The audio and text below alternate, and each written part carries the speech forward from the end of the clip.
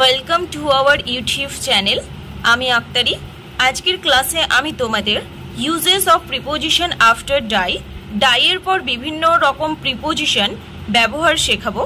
তো আজকে তোমরা যারা আমার চ্যানেলে প্রথম এসেছো, প্লিজ চ্যানেলটা সাবস্ক্রাইব করে নিও।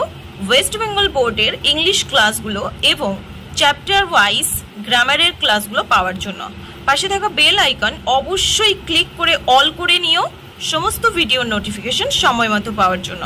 আর তোমরা আগে থেকে যারা সাবস্ক্রাইব করে রেখেছো তোমাদের অসংখ্য ধন্যবাদ। তো চলো শুরু করা যাক। প্রিপোজিশন আফটার ডাইয়ের পর preposition.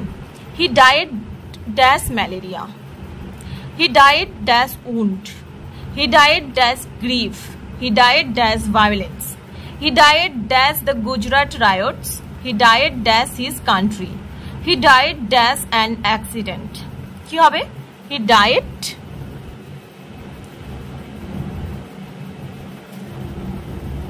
of malaria. Of malaria. কেন অফ হলো? না কোনো ডিজিজ। ম্যালেরিয়া একটা ডিজিজের নাম, ম্যালেরিয়া একটা ডিজিজের নাম। আর ডিজিজের কথা, ডিজিজে যদি মারা যায় তাহলে হবে of.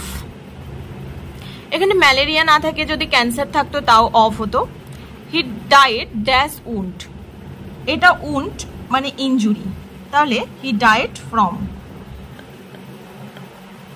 He died from wound. He died dash grief, এখানে গ্রিফ, শেম অথবা সরো থাকলে he died with grief, he died with grief.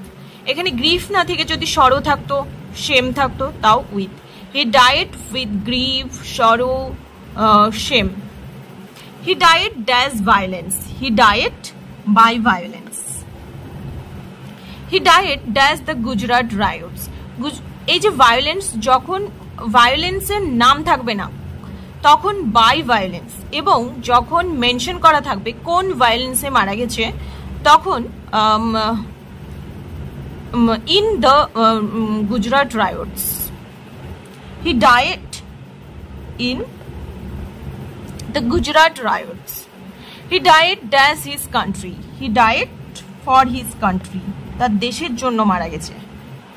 He died dash an accident. He died in an accident.